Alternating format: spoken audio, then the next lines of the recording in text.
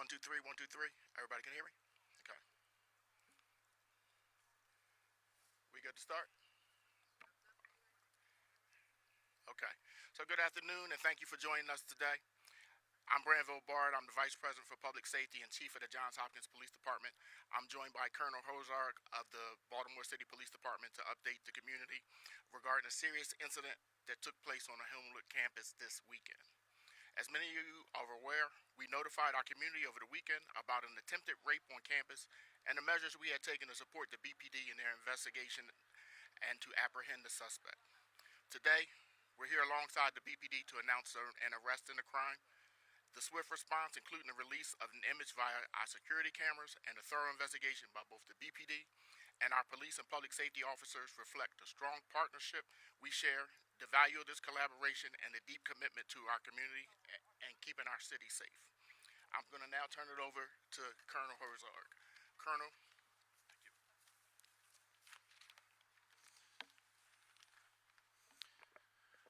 Good afternoon. As mentioned, we are here to announce the arrest of 31-year-old Raymond Willis Lunn, who is facing charges that include assault and attempted rape. This incident occurred on October 18, 2025, around 8 p.m. in the 3100 block of Wyman Park Drive on the campus of Johns Hopkins University. Lunn was taken into custody yesterday evening and is currently being processed. I want to thank our Special Investigations Section for their tireless work on this case, as well as our partners at the Johns Hopkins Police Department for their collaboration. I would also like to thank the Baltimore County Police Department who aided in this investigation. Investigators were able to identify Lunn through a tip that was received, which proved to be invaluable. We want to thank all of those who came forward with information to help solve this case, and Metro Crime Stoppers, who works closely with us to get images out of the suspect. Lunn, a registered sex offender, has an extensive criminal history in a neighboring jurisdiction, including prior convictions for attempted rape, armed robbery, kidnapping, assault, burglary, auto theft, violation of probation, and more. He is a repeat violent offender who has served multiple prison sentences. Investigators continue to review any potential sexual assaults in the area to determine if there may be any connections to Lunn. We are also asking for any additional victims or anyone with information to contact our sex crimes unit at 410-396-2076. And for anyone who wishes to remain anonymous, they can contact Metro Crime Stoppers at 1-866-7-LOCK-UP. Our top priority remains the safety of our residents and ensuring that those responsible for violent crimes are brought to justice. At this time, I'll now turn it over to Dr. Bard from the Johns Hopkins Police Department. Thanks again, Colonel. I want to again thank and express my sincere thanks to Commissioner Worley, Colonel Hozark, and the whole team at BPD, who I know worked tirelessly with the JHPD and our public safety team to bring this to a swift resolution. I want to emphasize that we'll continue to use every available resource at our disposal to deal with anyone who intends to commit a crime on or near our campus. The safety of our community is paramount. Thank you, and thank you again for being here today, and we'll open it up for questions.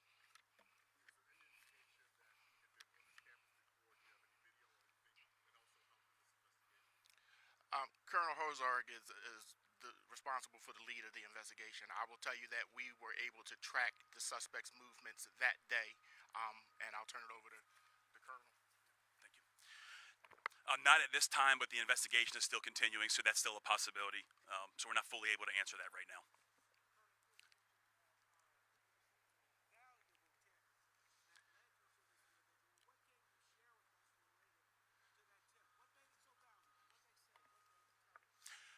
At this time, I'm not going to share information about that tip, just considering the sensitivity of the investigation. I can just tell you that there was a lot of valuable information in the tip, which led us to Mr. Lunn.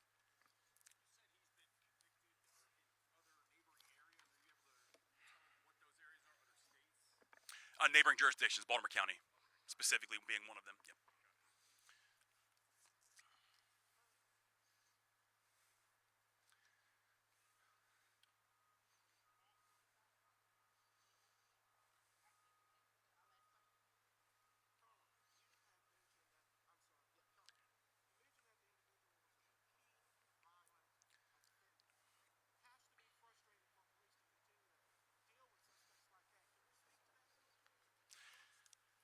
Yep. Um, it's always concerning. It's definitely frustrating for our detectives.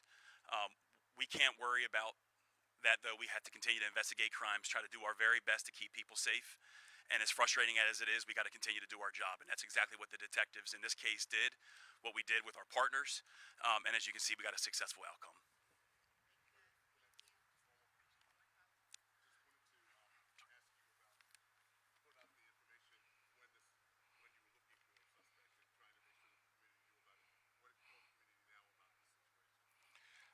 We'll follow up with a release, but anytime an incident like this happens, our focus immediately turns to apprehending the suspect and then supporting victims and helping our community return to normalcy. So right now, we're going to focus on helping the community return to a sense of normalcy.